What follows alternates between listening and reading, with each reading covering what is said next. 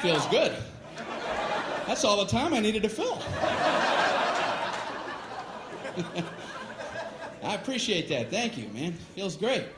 I'm feeling good. I actually just recently had to go to the emergency room, though, and I had some stomach virus thing. I almost called an ambulance. It's weird, even considering calling an ambulance for yourself. You know? You call ambulances for other people, right? What are you supposed to say about yourself? Can you come get me?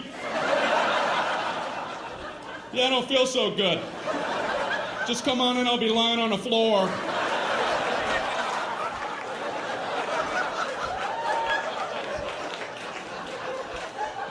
I'm just looking at the phone going, I don't know how to do this.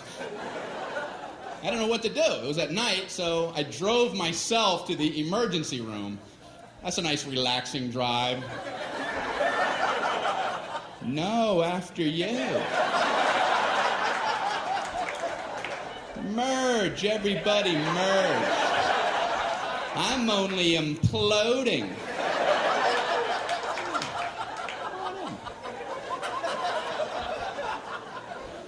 So I pull up at the entrance to the emergency room. No valet parking. I mean, if that's not the biggest oversight in our solar system. If there's ever a time where you want to go, can you park this because I need to collapse immediately? But no, I'm circling around a parking lot. Can I park there? I think I'm going to die. I'm dying too. Okay, go ahead. Yeah, I'll go up a couple levels.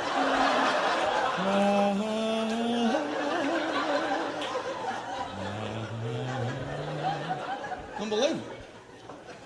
I don't care if you're driving yourself or someone else to the emergency room. You still want to get out and run in with them.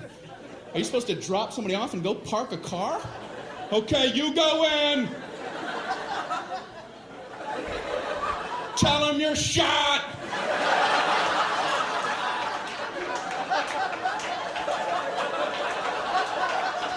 Ask them if they validate. Unbelievable. So I finally park, you know. I go in to check in. They ask the most insulting question when you check into a hospital. What seems to be the problem? What seems? Well, it seems. It seems like everything on my inside wants to be on my outside. But I'm no doctor. What kind of condescending question? So they check me into my luxurious half room. There's a curtain down the middle with a mystery patient on the other side. And he's moaning over there. Thinking, man, they're never going to help me with him moaning like that. So I got to out-moan him, you know.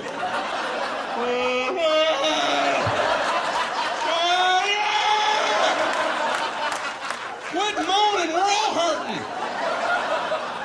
The whole floor is like a haunted choir. It's got to be hell to work in this environment. So I'm killing time writhing. Nurse finally comes in. How are you doing tonight? I'm on a gurney. Do you have a painkiller or something? This is killing me. So she goes, how would you describe your pain? It's killing me.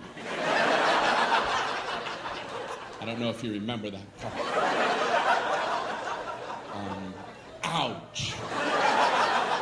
What, are we playing that pyramid game? Excruciating. Horrific. Would rather have shards of glass in my eyes. How do I convey this to you? So she asks, how would you rate your pain? 4 stars. 2 enthusiastic thumbs up. She goes, how would you rate it on a scale of 1 to 10, with 10 being the worst? Well, you know, saying a low number isn't going to help you. Oh, I'm a 2. maybe the high ones. And you could get me a baby aspirin and cut it in half. And maybe a Flintstone vitamin and I'll be out of your hair. You can go tend to all the 3s and 4s and such. If anyone's saying such ridiculous numbers. I couldn't bring myself to say 10, though, because I had heard the worst pain a human can endure is getting the femur bone cracked in half. And I don't know if that's true, but I thought if it is, they have exclusive rights to 10. And now I'm thinking, what was I worried about? Is there like a femur ward at the hospital? They would have heard about me and hobble into my room. Who the hell had the audacity to say he was on a level 10?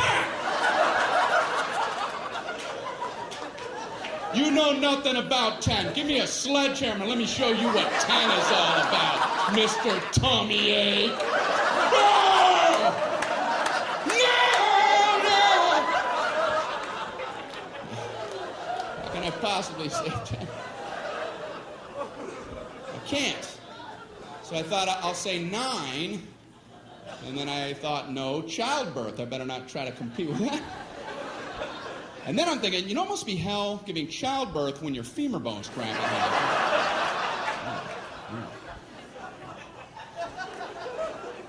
So I said, I guess I'm an 8. She goes, oh, okay, I'll be back. I'm like, oh, I blew it, man. I ain't getting nothing with 8. But she surprised me. She comes in, she goes, the doctor told me to give you morphine immediately. And I'm like, morphine? That's what they gave the guy in Saving Private Ryan right before he died. Like, okay, I'm a 4. I'm a 0. I'm a negative 11. Morphine. So they gave me morphine. Wow. All I know is about 15 minutes later, just for the hell of it, I was like, I'm an 8 again. Guess who's an 8?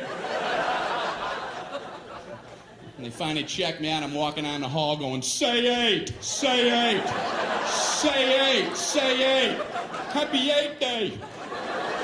Did you get some 8? Did you get any 8? What am I throwing? You can't throw a number. All right. Johnny Appleseed. Did you get any 8 over there? I don't understand my own visuals. All right. Up here throwing numbers around. I'm fine now, I think. I don't know. So they sent me to my regular doctor for a follow-up, and I was nervous going because my cholesterol. I knew it was going to be high because last year it was high, and I hadn't done anything different. What are the odds your cholesterol is going to plummet for no reason? Come on, 200, come on! 337, how can that be? I had Burger King coupons in my pocket. It's inexplicable.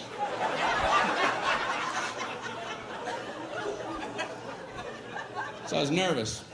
And I realized that's the only time as an adult that I feel like a little kid. Is when I go to the doctor. You didn't do what I told you, did you? No, I didn't. What should you have done? I should have listened when you were talking to me. What are you going to do from now on? Pay attention when you say things. When are you going to start? I'm going to start right now. Immediately. Tall doctor. He's a good doctor, I think, you know. I told him I get heartburn sometimes, so he goes and gets me a list of things that cause heartburn. I'm looking at the list and I'm like, I already know this. I know how to get it. That's like going into the hospital with a cannonball wound and they show you a list. Here's how you get cannonball wounds. I have a cannonball wound. It's gaping. Do you have a tube of cannonball wound ointment?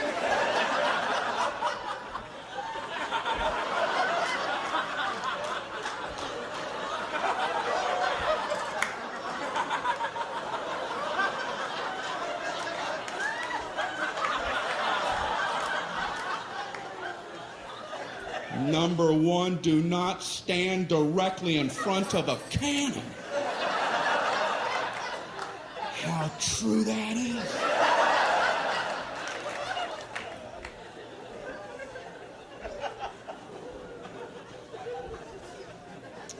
So, my doctor looks at me and says, you should probably drop a couple pounds there, Brian.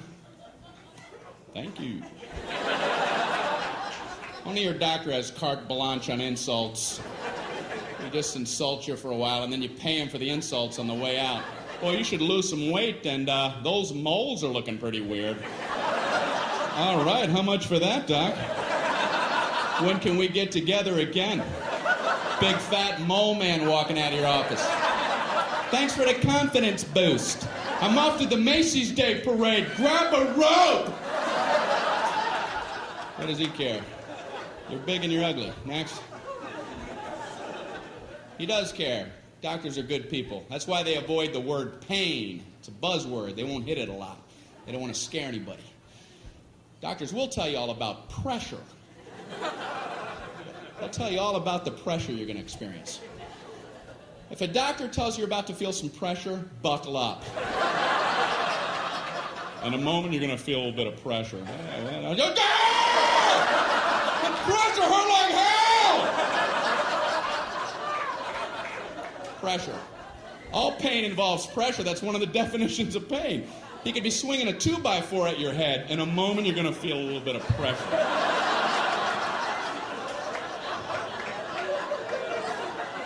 Hey, bring it on. I'm good under pressure. I like pressure situations.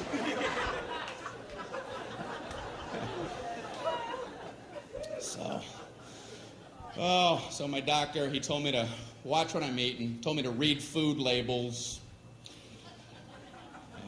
I'm in the store reading the Fig Newtons label. I've always liked Fig Newtons. I'm trying to see if it's okay to eat them, and everything looked fine, the fat content, everything. I looked at the serving size, 2 cookies. Who the hell eats 2 cookies? I eat Fig Newtons by the sleeve. 2 sleeves is a serving size. I open them both and eat them like a tree chipper. Fig Newton shavings coming off the side.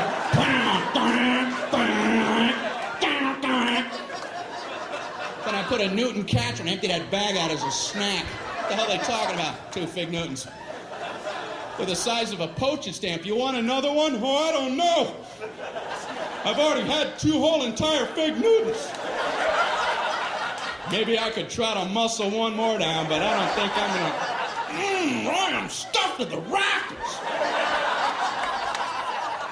They're nuts. We got an ER here. We got a 3 Fig Newton eater. How many did he have? What is he, nuts? Doesn't he read?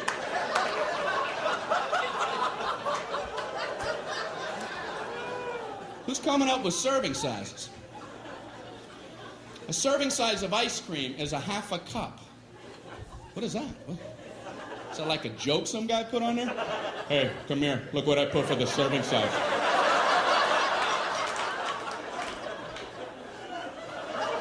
Did you see? I just did it as a joke, but they're going out like that. I don't know what to do.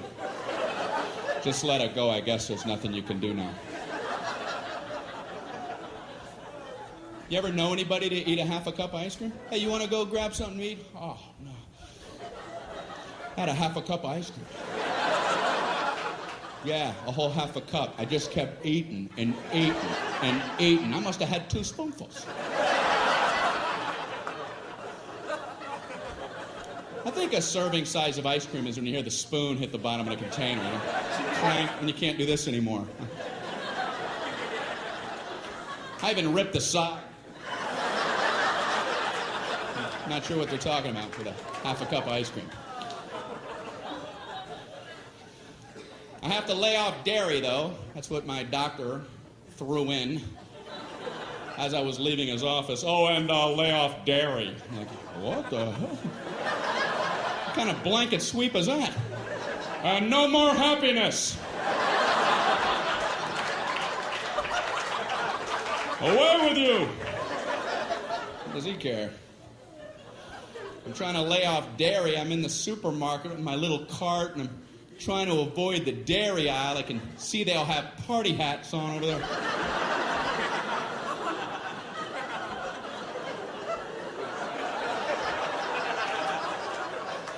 I'm in the juice aisle, slooped over with juice people. Ugh. I learned something in the juice aisle, and that is, I don't know what's going on with cranberries, but they're getting in all the other juices. Whoever the salesman is for cranberries does a great job. He's showing up everywhere. Hey, what do you got, apples? Put some cranberries in them. We'll call it cran apple, go 50-50. What do you got, grapes? How about cran grape? What do you got, mangoes? Cran mango. What do you got, pork chops? Cran chops. Why don't you back off, cran man? Why don't you take your sales trophy and have a vacation? He's working too hard. He's making the other fruit guys feel bad, you know? Like the banana guy wakes up, man, I ain't into nothing.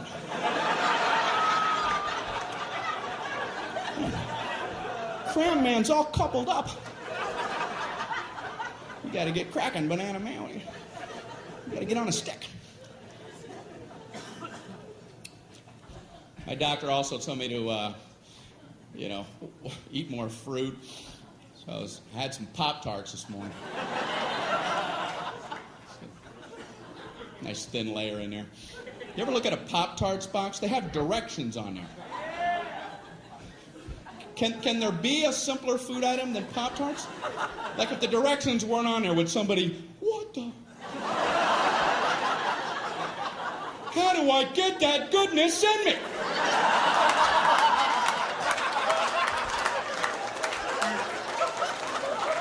What do you do? How do you get it done? You read, man. That's what you do. They have 2 sets of directions. In case you don't understand one set, you abandon that whole track and get on something a little easier for yourself. They have a set of toaster directions, which, believe it or not, is more than 1 step. How could there possibly be more than 1 step? I can only think of one. Step 1, toast the Pop-Tarts. Go ahead, toast them. Hey, are you still reading this?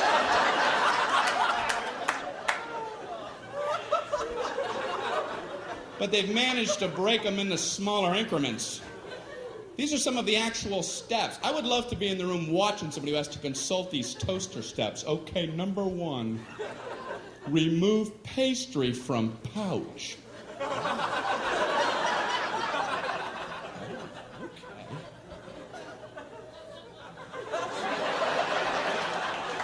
I see where they're going with this. We're banging on all cylinders now. Number 2, insert pastry vertically.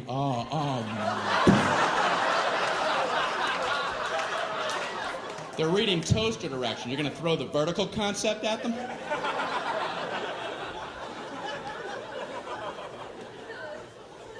Then they have a whole set of microwave directions.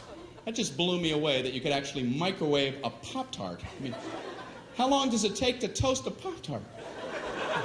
A minute? If you want them dark? People don't have that kind of time. Listen, if you need to zap fry your Pop-Tarts before you head out the door, you might want to loosen up your schedule.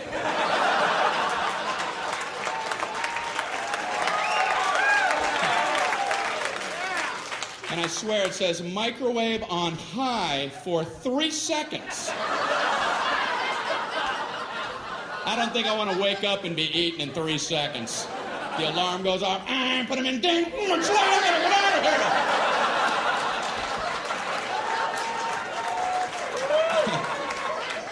here. If you're waking, eating, and hauling in 3 seconds, you're booking yourself too tight. pick up some Montana brochures or something.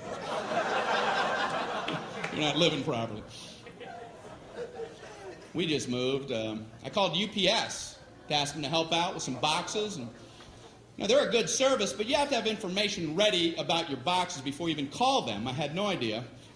I called them up. Yeah, I have 10 boxes. If you come pick them up. We need to know the weight and the girth. Okay, goodbye.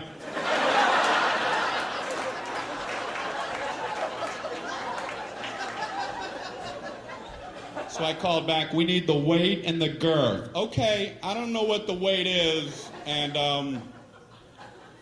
I don't know what girth means. So now what's the procedure?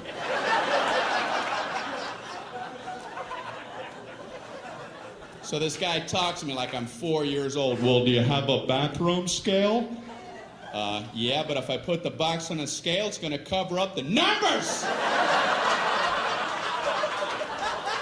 What do I take them off really quick? 0, I'm not fast enough. What's he talking about? So then he gives me like his Mr. Wizard formula. How about if you stand on the scale and weigh yourself, get off the scale, pick up the box, get back on, weigh you and the box together and subtract your own weight. I'm going, slow down. Hold on, Professor. I know this guy's never tried this, because I tried it, and you still can't see the numbers.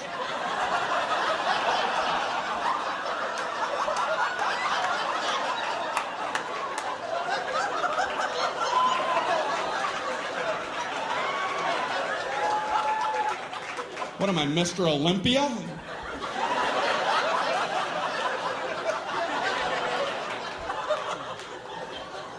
£3.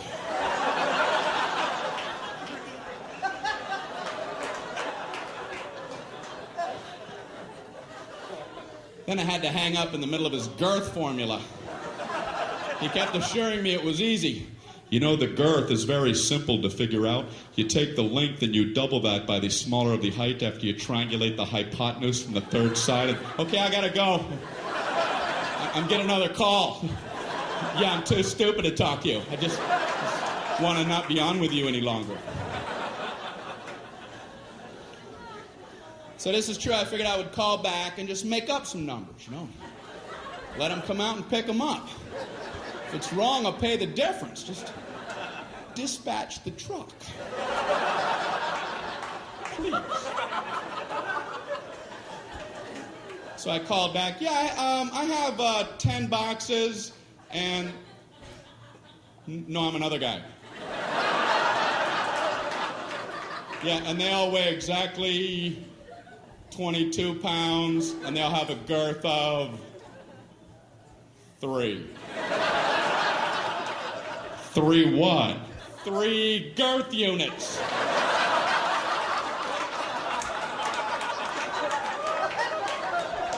Come pick them up, please. I'm begging you. They're boxes, and they're brown, and they have tape all on them. And they probably fit on a dolly. Why must you torture me?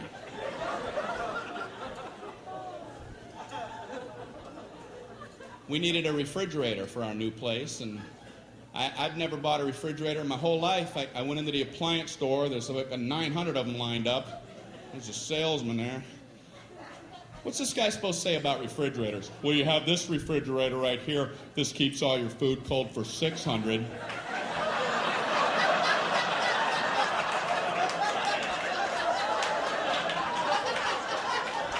You've got this refrigerator. This keeps all your food cold for 800.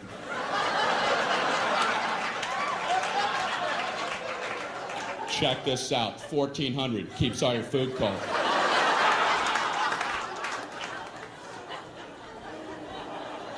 So this guy's working me on this one. I've never seen a guy work so hard. This one is a very nice refrigerator. It has a meats drawer. And what you do with that, you would put meats whatever varieties that you would choose. These would be your meats. So there's no requirement on the types of meats. You could pick bacon,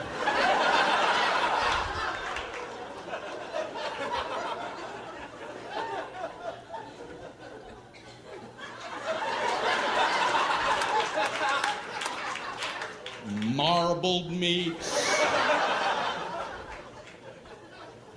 There's an endless selection. Endless. And this one also has a crisper for crispy things. Potato chips. Look in the door when the door's open. This has an egg area. And that's a very nice thing. It's an area for eggs. You put them all in the egg area. You come home and you go, hey, where are the eggs? Right in the egg area.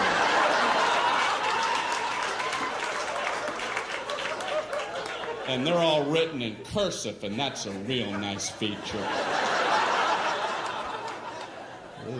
That is a nice touch. We also had to get the phone turned on. I'm at my friend's house. I call the phone company. Can you turn on our telephone? Okay, it's going to be a problem. I figured. How? Why? It's just going to be a big nightmare. That's our policy. It's going to be a nightmare. Something about hell on earth.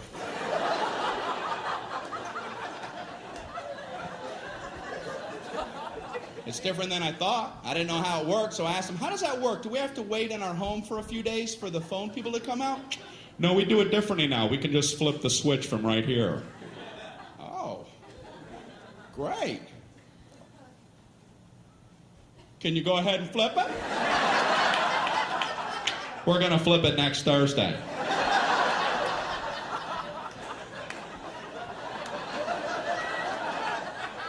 Can you flip it right now? We're going to flip it Thursday, late, or Friday, or sometime in November.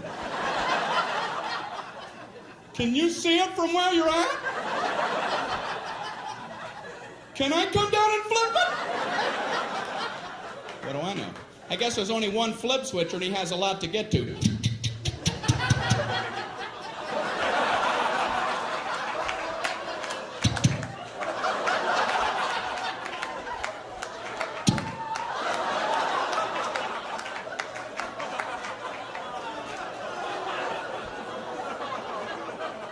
I assume they're tiny. Maybe they're big giant switches and they're really hard to flip, you know?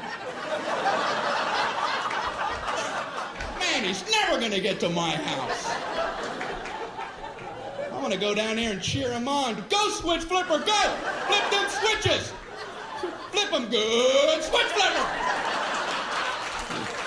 Get him riled.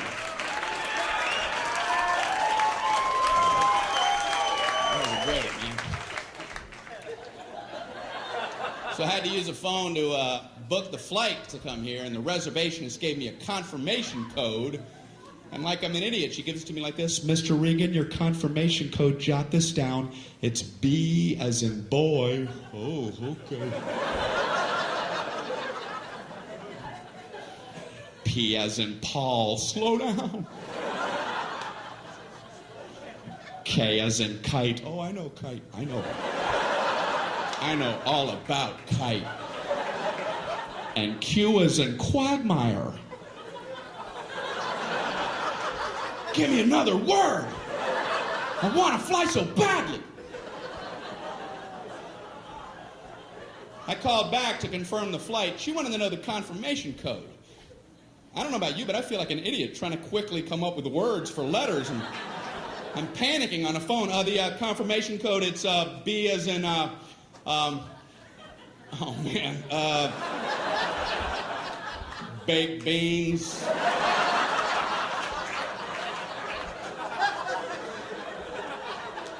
P as in pneumonia.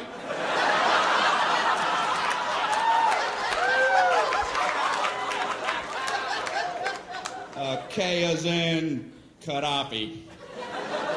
And Q as in Gaddafi.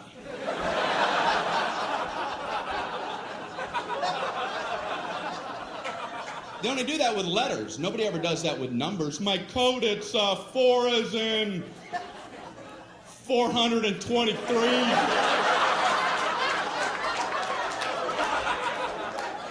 2 as in 2,941.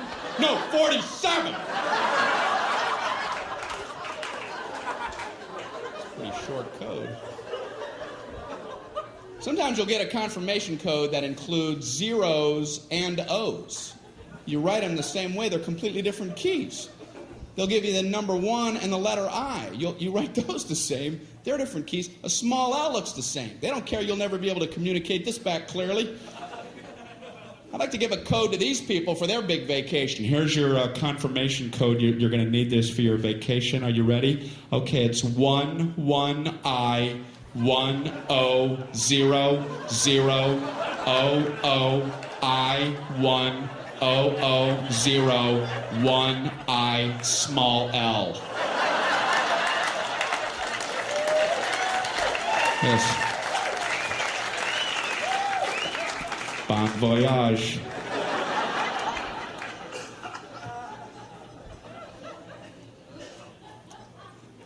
You know, I flew here. How come the first class people they can just get on whenever they want? I've always hated that. First class people, board at your leisure. Take your time, first class people. Coach people, no, wait, sit, scuzz. Wait, little piggies.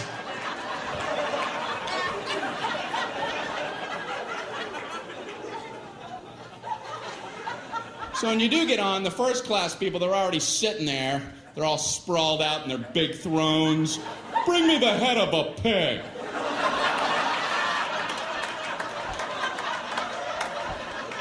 And a goblet of something cool and refreshing. Anyone have a fiddle? Make someone from Coach fiddle for me. Amuse me. They have fiddles in the overhead racks up there. You're not allowed to even use their bathrooms. The bathrooms up front are for our first class passengers. The coach bathrooms are located at Newark Airport. Concourse C. Concourse C, ladies and gentlemen. So when you do board, the first class people, they're sitting there. A lot of them are working as you're boarding. They have computers out and calculators. They're looking up at you like, hey, we're making money right now. Right now we're making money. Go, get in the back. Close that curtain. I don't want to see it. Even in my peripheral. Snap it shut. What's the matter with us? They got to cover us up with a tarp. And you go in the back, everybody has coloring books on. Hey, come here, where was you? Where was you at?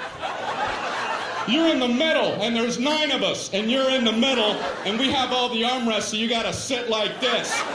You gotta figure out a way to eat your snack while your elbows are touching. You gotta learn how to twist your little plastic utensil.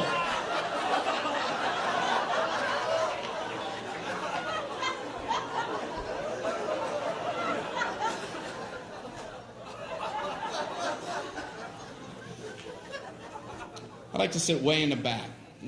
Except for one thing, all the good meals run out, you know. You're poking your head out from row 199. The flight attendants are this big.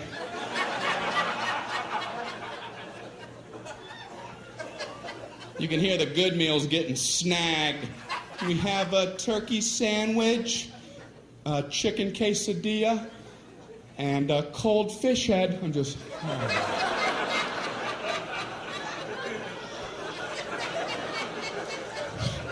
I wonder what I'm gonna get.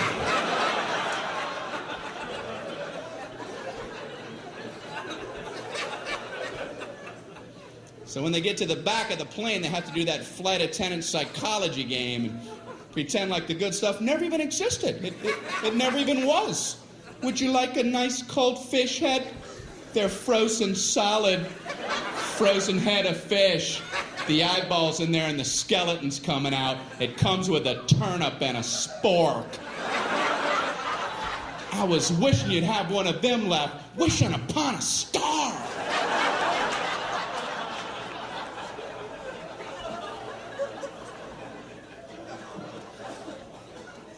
But I admire flight attendants, man, I really do. They put up with a lot of garbage from people. Have you ever been sitting in your seat and you see somebody trying to fit something in the overhead rack that you know ain't going in there like in a million years? You have like a mattress and a lamp. You're looking at him like, what kind of perception problems does this guy have? And the flight attendants are always nice. They always run up and act like it might maybe fit. You know, oh, I don't know if that's going to get up there. We can check it for you, you moron. I know that's what they want to say. I would last about 8 seconds at that job. I'll just get up there. Does that look like it's going to fit? You have this much room, you have a dead yak. Are you okay? You don't see all these people jammed up waiting on you? You don't see any of that.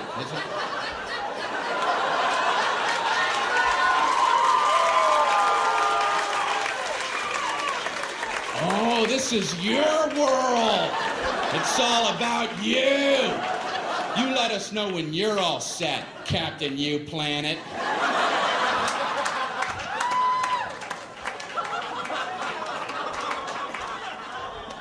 And I feel bad for the gate agents because they try to get the boarding process to run smoothly, but no one will listen to them. Don't blame them. They try, they get on the intercom. Ladies and gentlemen, we're about to begin boarding. If we could ask for your cooperation, would you all please remain seated until your row has been called? Everyone, please remain seated. Everyone, please back away from the gate. Please back away from the gate. Somehow, by the time that comes out the speakers, it must sound like, everybody up and rush the door. Everyone, immediately try to squish your fat butt simultaneously in the small gate door area. Hurry. Push and shove, everyone. Push and shove. Do whatever you have to get on board. This is the last helicopter out of Vietnam.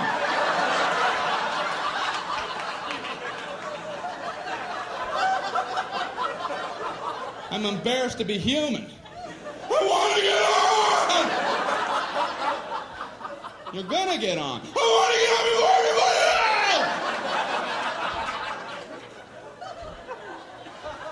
else! Why?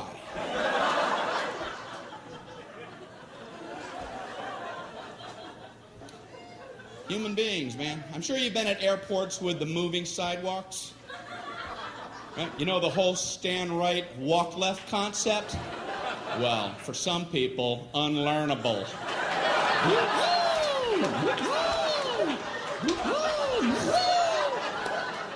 You ain't getting it in, no matter how much stimuli you offer. I've been on them where I don't understand how people don't see that that's the system. There's a big yellow dotted line going down the middle, and it's stenciled every 3 feet on the sidewalk. Stand, stand, stand, stand, walk, walk, walk, walk. On the handrail, stand, stand, walk, walk. Up here, stand, walk. Pictures of people standing, walking, and I've seen footprints together and apart. And you still have people riding that left handrail. It's fun to fly.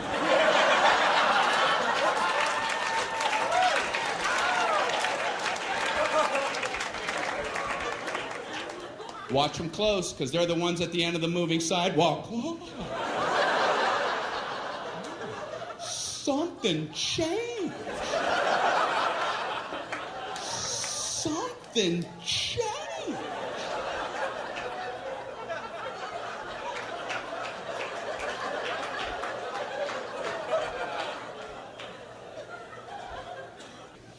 I'm trying to get into inventing, and that's hard.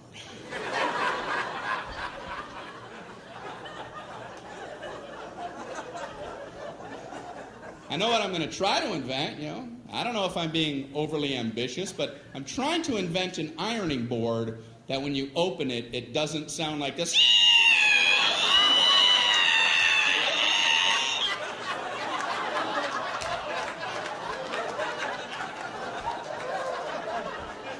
Every ironing board I've ever opened sounds like a witch being boiled in oil.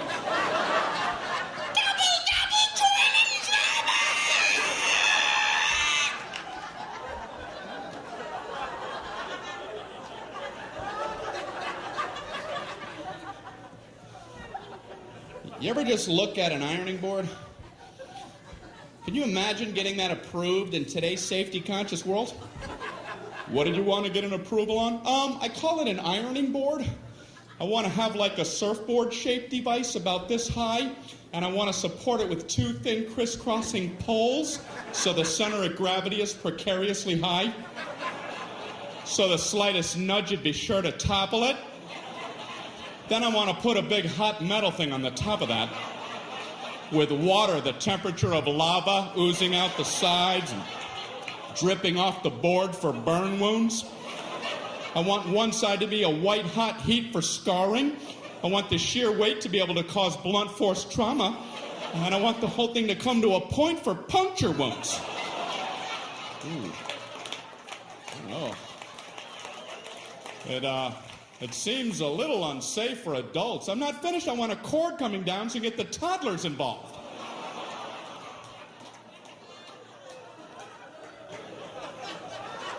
Why are we allowed to have these? Inventions intrigue me. I was reading about the walkie-talkie, and I read it was a military invention. That surprised me, because usually military stuff has strong names, you know, Apache helicopter, Tomahawk missile. Walkie-talkie? How did that slip through the system? It's a general talking to some guy. What do you have there, soldier? Well, it's a new communication device. It's untethered, which will enable the troops to speak effectively when they're in the field. What's it called? Walkie-talkie. Look, I'm walking and I'm talking. Now you walkie and talkie, General. I'm walkie and talkie. Are you walkie and talkie?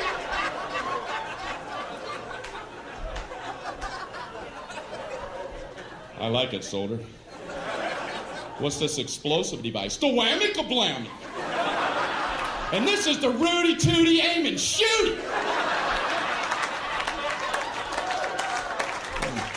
Walkie-talkie. I'm wearing new contacts. I just had my prescription changed after 6 years. You ever wait that long? Then you get new lenses. You're like, man, I could have been seeing things. How can instantly improved vision not be at the top of your to-do list? I'll see tomorrow. I don't have time. I don't have time to see clearly. No, I don't. No, I can't do that. You see what's on my desk? So I go in for the eye exam. I don't know about you, but I concentrate like crazy during the eye exam. You don't want to get a D on that thing. End up with these big, thick Coke bottle lenses. I didn't take it serious.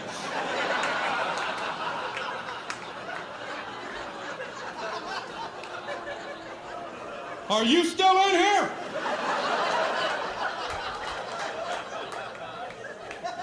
I'm just seeing shadows and shapes. It's important. They don't call it a quiz. So I go in there, I sit in that big chair. He slides that big giant thing on my face. Are these my glasses? What happened to me? That'd be a hell of a pair of glasses. Do I like it better like this or like this? I like this one, but I want to see that one again. That one's pretty good, but let's go back to that one. Click, click, click, click, click, click, click. I hate that test because I can't commit. I can feel my eye doctor losing his patience with me. Let's try it again, Brian. Which one do you like better, number 1 or number 2?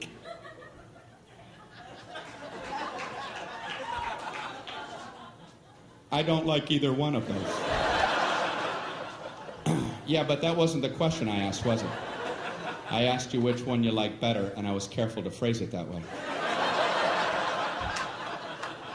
So why don't you keep that in mind while we try it yet again? Which one do you like better, number 1 or number 2? They're about the same. Well, why would I waste your time and mine by making them both the same? Did you ever stop to think about that? You ready to try it one more time? What do you want from me? Way too much pressure during that entire exam. They do one test every time. I don't know what they're looking for. All I know is I get an anxiety attack in the middle of the damn thing. Tell me the exact moment point A is directly over point B. I'm like,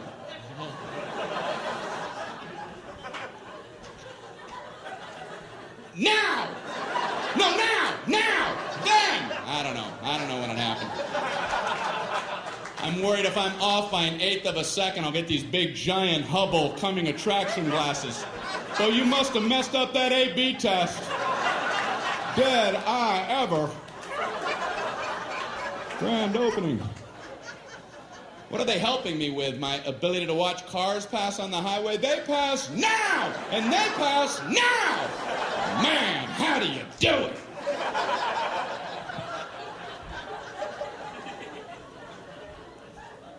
It's weird in the eye exam room. It's just him and me. It's dark in there. The door's closed. I feel strange when he pulls his chair up uncomfortably close to you. He's like this far from my face. He shines his goofy light into my eyes for about an eternity.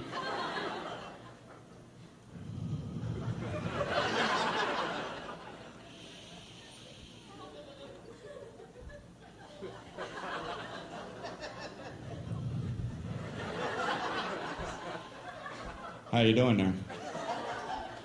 I'm a little uncomfortable.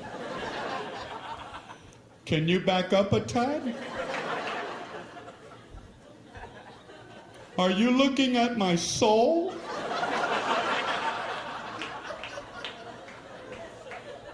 You want a Tic Tac? So he says, you know you have one eye set a little bit higher than your other eye? No. I did not. He goes, it doesn't affect your vision or anything. I just thought you might want to be self-conscious for the rest of your life.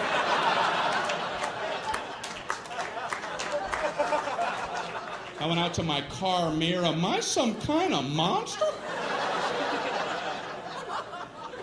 Is that a hump? I am not an animal. I am a man. What's the matter with him? Then he asked me, would you like to try trifocals? And I'm like, I must have been away a while because I have no idea what you're talking about. He says, it's exactly what you would think. You can see at 3 different distances depending on where you look through your lens. You can see close, medium, or far away. And I'm like, I can't even imagine getting used to that. There's a book, there's a play, there's Alpha Centauri!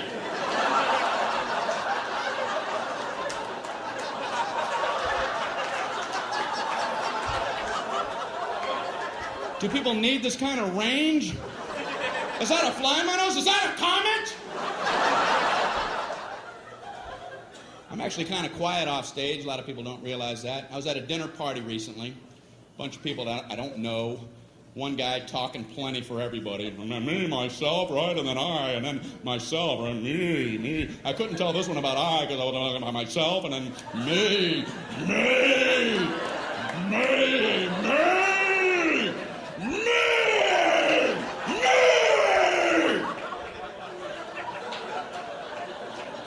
Beware the me monster. So I tried to jump in with a little story. I don't want to just sit there the whole night. Right when I'm done with my story, this guy goes, that ain't nothing. Oh, well, didn't mean to waste everybody's time. Telling my nothing story. Here, let Marco Polo speak. He's back with tales of adventure. My story ain't nothing. Maybe it wasn't, because I made the mistake of trying to tell a story about having only 2 wisdom teeth pulled, and I learned a lesson. Don't ever try to tell a 2 wisdom tooth story, because you ain't going nowhere. The 4 wisdom teeth people are going to parachute in and cut you off at the pass. Halt! Halt with your 2 wisdom tooth tale. You will never complete one, trust me. I'm trying to tell my story. You know, I had some wisdom teeth pulled. I had 4 pulled. Oh, okay.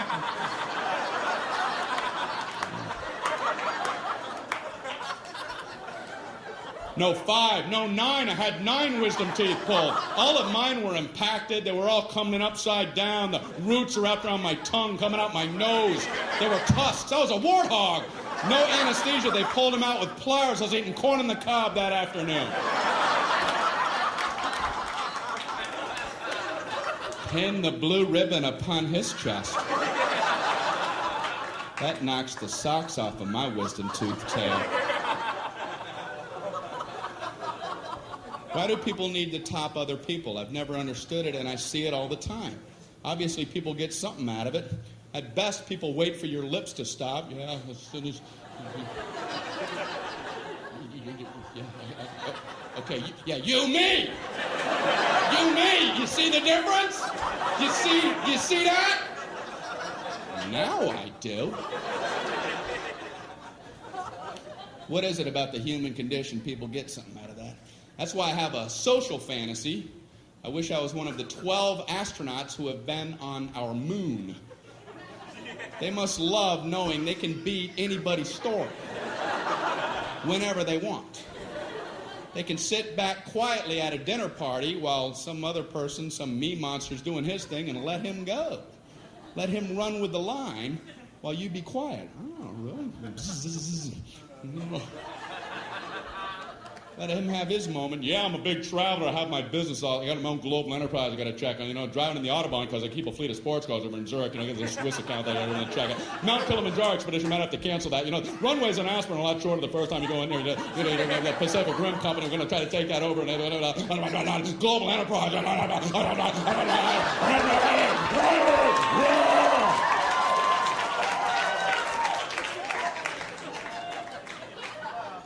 I walked on the moon.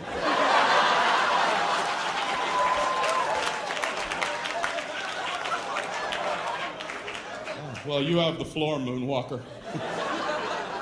You mentioned driving on the Autobahn. That reminded me. Once I was driving in the Sea of Tranquility. In my lunar rover. And I, too, was worried about our speed till I remembered, wait, we're the only ones on the moon. You guys are great. Thank you very much.